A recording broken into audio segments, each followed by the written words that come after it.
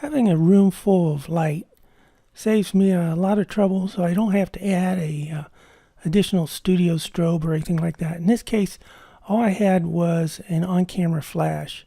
But I saw I had a lot of window light and also room light, and so this was going to be my background light.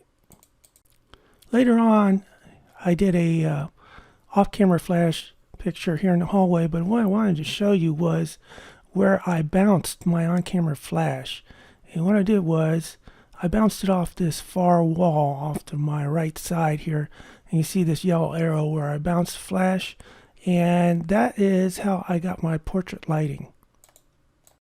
So when I set up with my back to this wall. I bounced on-camera flash over my shoulder. This was my first bounce shot and gave really nice portrait lighting to the face. And if you look at the ISO I shot at 800, it did allow some room light to come in for my background, but I felt it wasn't quite bright enough.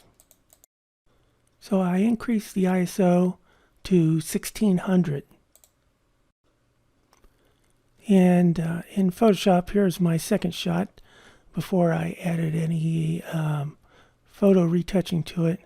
And just to show you how I created even more of a portrait look, because portraits, the face is supposed to be brighter than the background. So in this case, I darkened down the background and actually added a little light to the face. And so this was my second shot. I switched back to ISO 100, which also darkened down the background. But I moved my subject behind the glass. I thought this was a nice prop to use. And so this was my shot shooting through the glass.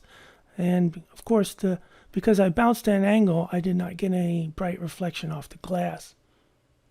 I liked this shot, but I thought the bright background was a little distracting.